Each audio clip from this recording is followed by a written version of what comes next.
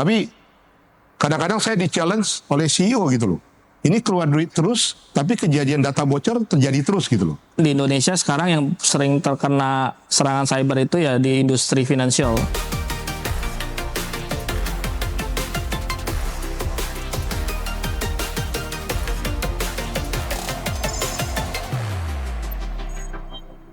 Oke, tadi kita sudah membahas LCI 200, tapi mungkin sekarang saya ingin bergeser ke tantangan Anda masing-masing dari sisi profesional. Apa sih tantangan Anda saat ini, atau mungkin apa sih yang membuat Anda kurang nyenyak tidur dalam kondisi seperti saat ini? Mungkin dari Pak Darto, Pak? Ya, kalau dari saya mungkin 3 ya. Satu, tetap cost gitu loh. Jadi tetap walaupun sebagian orang bilang IT sudah jadi business enabler.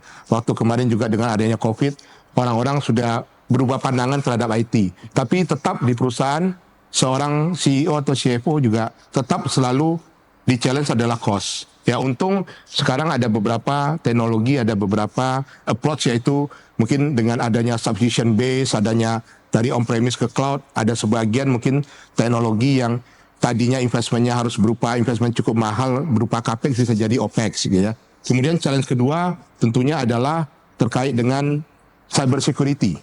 Ya, seperti kita ketahui di Indonesia 2, 3, 4 tahun terakhir banyak kejadian data bocor segala macam.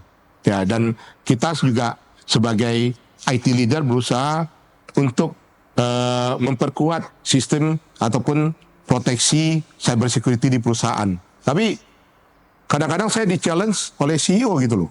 Ini keluar duit terus, tapi kejadian data bocor terjadi terus gitu loh. Ya, itu satu pertanyaan yang ya challenge yang agak susah dijawab, karena memang kenyataan di Indonesia kalau kita lihat kapanpun ya selalu kejadiannya data bocor, data penduduk bocor, kemudian data BPJS dan berbagai data itu tetap kejadiannya. Walaupun dengan adanya antivirus, kemudian berbagai cyber protection tools, ya selalu kadang-kadang juga terjadilah risiko itu terjadi ya memang. Tapi kita berharap dengan adanya komunitas, adanya sharing segala macam, ditambah dengan protection tools yang selalu berkembang, kita berharap masalah yang tadi bukannya hilang ya, tapi mungkin akan berkurang jauh. Risknya juga kita bisa manage dengan lebih wise dan lebih efisien gitu ya. Kemudian yang ketiga adalah masalah people. Di mana-mana, nggak hanya di IT, di operasional juga tetap masalah people. Kalau di IT, people-nya terutama terkait dengan, saya selalu menyebut masalah terkait dengan integritas. Jadi seberapa pintar orang, tapi kalau integritasnya nggak bagus, ya itu tetap menjadi momok, menjadi celah gitu ya. Selain integritas, kemudian yang kedua adalah masalah maturity, kemudian masalah dedikasi, profesionalisme seseorang, dan terakhir juga masalah knowledge. Ya, dengan masalah knowledge ini orang-orang itu harus dibekali dengan knowledge yang tepat, apalagi dengan sekarang berkembangnya berbagai teknologi termasuk teknologi AI. Orang-orang harus semakin dipacu dengan mendapatkan knowledge yang up to date ya, yang bisa mungkin up to date dengan the latest teknologi yang terakhir, quantum computing, AI, plus selain itu juga diharapkan mereka juga bisa melakukan transformasi ke level di bawah. Jadi ada successor. Jadi ketika IT leader ini mencapai titik tertentu atau suatu saat berhalangan segala, selalu ada layer di bawah yang siap untuk mengcover berbagai pekerjaan baik day to day ataupun pada saat tertentu ketika si IT leader tidak di tempat ataupun berhalangan untuk mengambil suatu tindakan atau keputusan gitu. Kalau dari Pak Iwan gimana Pak? Apa sih hal yang mungkin membuat tantangan terbesar di era saat ini? Kalau yang nggak bisa buat tidur mungkin sama seperti Pak Sudarto ya. Apalagi saya di industri financial dan juga di mana industri ini highly regulated.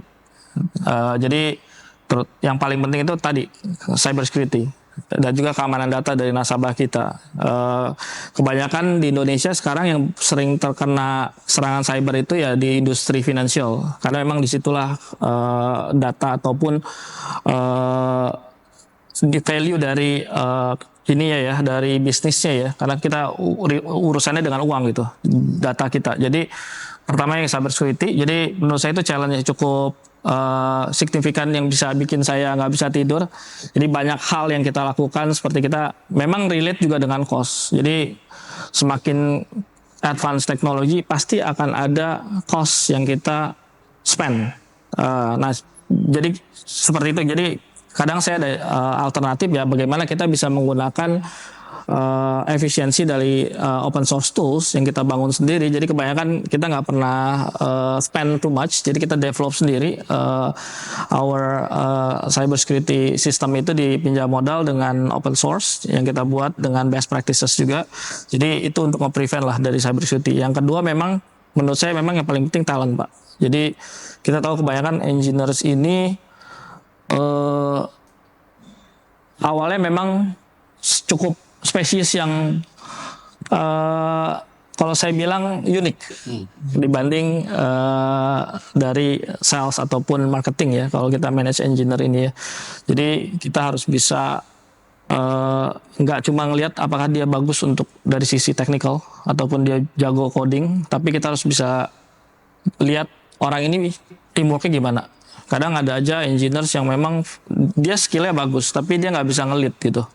Nah kadang itu yang bikin bisa jadi dari sisi kita leader sendiri ya, kita lebih fokus jadi bikin orang gitu daripada technical gitu sih Pak. Ya. Oke, tadi kita sudah membahas tantangannya, tapi mungkin sekarang saya geser. Kalau peluang Pak, apa teknologi yang menurut Anda akan memberikan impact yang besar atau signifikan di dalam organisasi Bapak?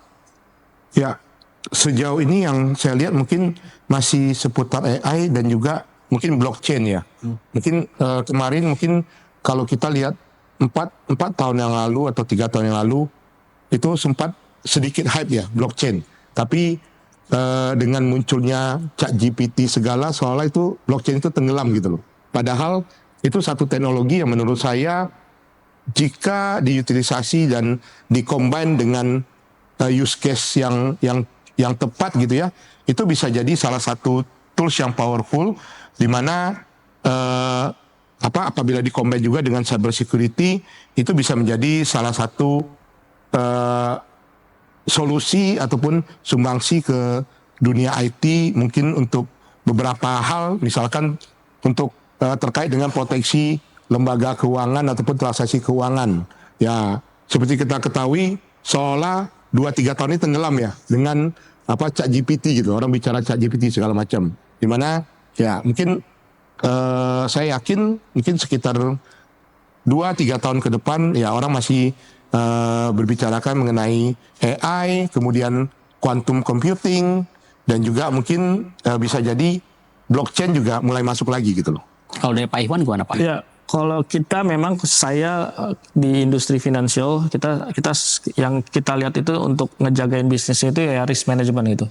Jadi mostly yang kita bangun itu kita pengen semua di bisnis kita powered with AI. Jadi AI itu nggak cuma di satu part gitu. Kayak misalkan kita bangun credit scoring yang tadinya direview oleh analis itu manual, sekarang butuh waktu yang tadi perlu berjam-jam review application dari loan kita itu bisa dalam hitungan menit gitu. Jadi itu relate dari sisi efisiensi dan juga speed dari kita punya bisnis proses ya. Jadi dengan adanya AI nggak cuma teknologi buzzword, tapi apa yang bisa di-solve dari AI dari bisnis proses kita. Karena goals-nya adalah dengan adanya teknologi kita bisa meng-empower bisnis kita jadi lebih simple. Contoh juga di sisi collections, misalkan dulu collections kita ada tim collections, nelfonin customer dalam certain waktu ya ketika dia udah gagal bayar gitu.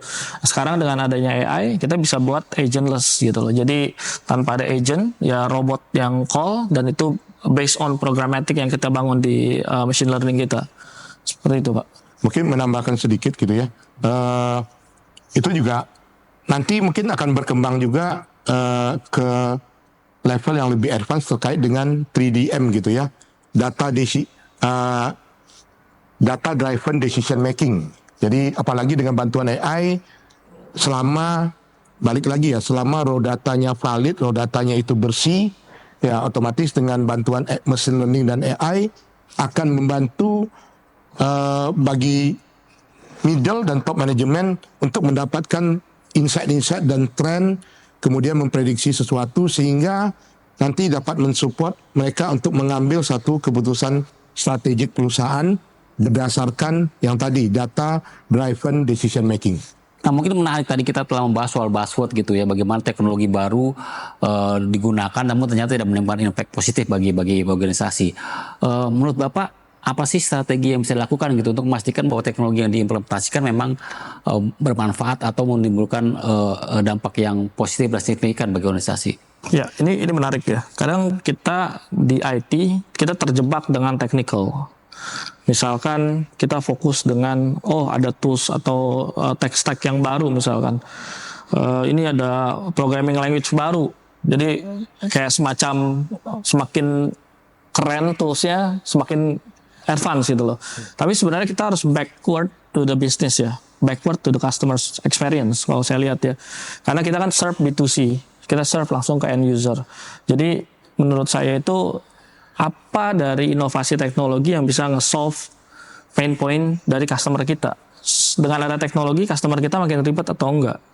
Kadang kita berpikir, misalkan cybersecurity tools, kadang dengan adanya banyak proteksi, complexity di user experience-nya makin rumit gitu.